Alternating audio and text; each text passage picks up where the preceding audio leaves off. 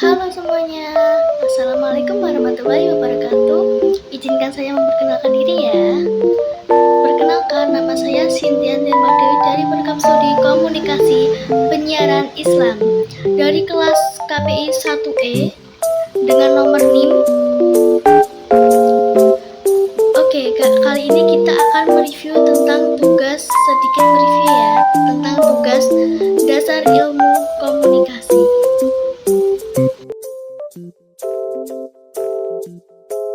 Jadi definisi ilmu komunikasi dan perkembangan kajian ilmu komunikasi itu dibagi menjadi 4 bagian era.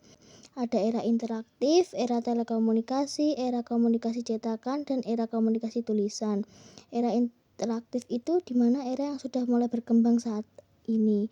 Dua era telekomunikasi itu dimana era yang menggunakan pesan atau media sosial seperti WA, FB, Instagram, dan lain sebagainya. Era komunikasi cetakan itu dimana era yang menggunakan surat kabar.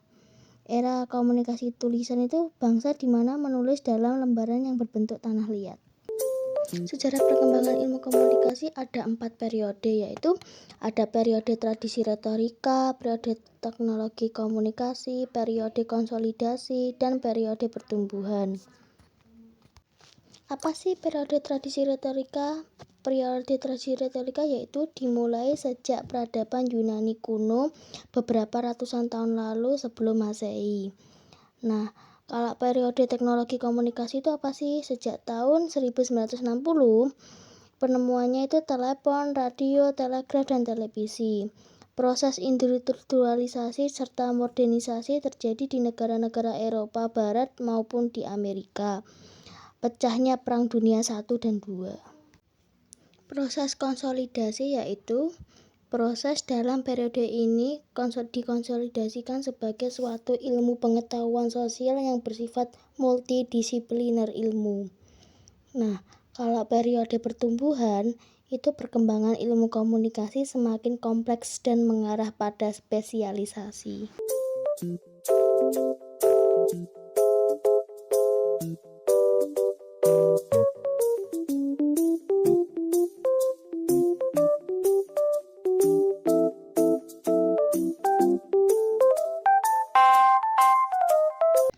Jadi simbolik itu semua proses komunikasi berbentuk lambang. Salah satunya terjadi ditukarkan misalkan sate atau burger dengan mencapai satu makna.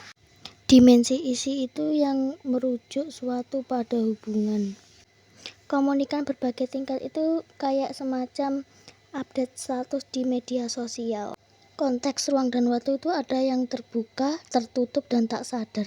Kalau terbuka itu mudah dipahami, tertutup responnya mental, dan tak sadar itu cara meniru. Prinsip yang melibatkan prediksi peserta komunikasi itu setiap individu wajib melakukan tindakan komunikasi, dapat beramalkan efek komunikasi, hingga derajat tertentu efek yang dapat diramal oleh manusia. Prinsip yang bersifat sistematik itu ada internal di bawah individu dalam komunikasi. Contohnya frame of reference keluarga, kepala suku. Dan eksternal ada bahasa, isyarat, noise, cahaya, dan suhu. Prinsip yang semakin mirip latar belakang sosial semakin efektiflah komunikasi. Jadi jika komunikator dan komunikan mendapat kesamaan satu makna. Prinsip komunikasi yang bersifat non-sekuensial yaitu cenderung bersifat dua arah. Orang yang berkomunikasi setara, proses komunikasi berjalan timbal balik, komunikasi terjadi jauh lebih rumit. Prinsip komunikasi yang bersifat prosesual, dinamis, dan transaksional itu melibatkan proses penyandian encoding dan penyandian balik decoding. Prinsip komunikasi yang bersifat irreversibel itu perilaku tergantung pada waktu yang tidak dapat ditarik kembali. Setiap tindakan komunikasi kita tidak dapat mengendalikan pengaruh pesan bagi khalayak.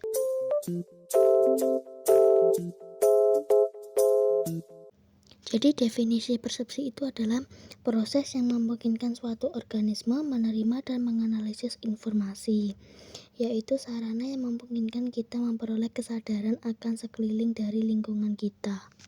Faktor persepsi dalam komunikasi yaitu perhatian mental kita, stimulus atau rangkaian stimulus menonjol dalam kesadaran pada stimulus yang melemah. 2. Faktor fungsional persepsi yaitu kebutuhan dan pengalaman masa lalu. 3. Faktor struktural itu keadaan atau kondisi dalam masyarakat memengaruhi pola tertentu dan kedudukan seseorang dalam masyarakat. Persepsi objek yaitu memberatkan bahwa stimulus ditangkap oleh indera melalui benda-benda fisik, contohnya gelombang suara dan gelombang cahaya. Persepsi interpersonal yaitu terhadap orang muncul dari lambang verbal maupun nonverbal. Terhadap manusia didasarkan pada motif, perasaan, dan harapan. Kita terhadap orang lain bisa cenderung keliru, tidak ada nilai kebenaran dalam persepsi. Sifat-sifat persepsi berdasarkan pengalaman yaitu berkaitan dengan masing-masing individu dengan cara kita sendiri. Sifat persepsi dalam komunikasi yaitu yang bersifat dugaan, loncatan pada simpulan menafsirkan makna dan berbagai sudut pandang. Bersifat evaluatif bagi proses kognitif, psikologis, dan sikap kepercayaan nilai dan ekspektasi. Bersifat kontekstual yaitu struktur objek atau berdasarkan prinsip kesenangan dan kedekatan. Kita cenderung mendeskripsikan rangsangan atau keyakinan dari objek dan latar belakangnya. Komunikasi verbal yaitu disampaikan secara lisan dan langsung atau dengan face to face. Fungsi bahasa verbal yaitu cabeling atau penamaan yang menjelaskan sebuah objek dan tindakan. Fungsi bahasa verbal yaitu informasi, disebut alat pertukaran info.